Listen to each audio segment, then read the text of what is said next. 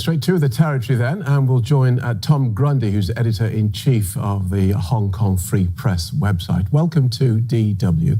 I suppose the big question here is, other countries have similar laws against desecrating their national anthems or their flags. Why are Hong Kongers so concerned about this proposal? Well, Democrats have deemed this the death of Hong Kong, the encroachments that they've seen in recent days by Beijing. The difference is, I guess, that this anthem law could see you jailed for 3 years, along with a very hefty fine. And on top of that, although that's being debated in the legislature, the national security law will be inserted directly into the city's mini-constitution. And that will ban sedition, secession, subversion. And in China, we know that these laws are applied very broadly and they're worded very vaguely to silence dissenters. So this being a free city where freedom of the press, freedom of expression, freedom of speech are all meant to be guaranteed, it has a lot of residents, Democrats, activists and companies very concerned.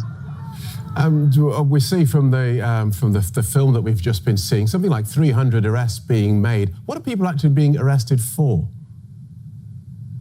Well, they're being arrested on a rather archaic colonial-era charge of unlawful assembly.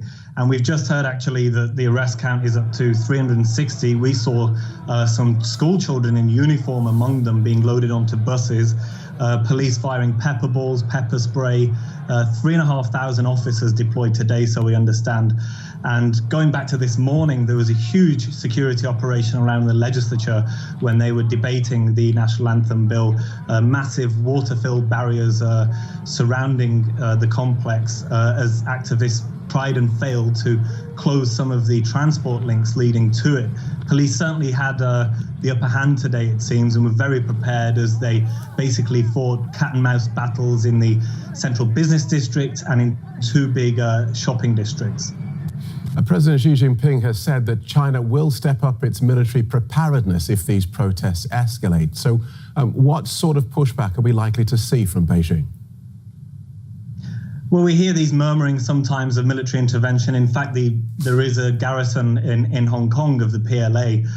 But it seems that this effort, this nuclear option of inserting these laws into Hong Kong's basic law, will enable the local authorities and even some security agents from the mainland to enforce this.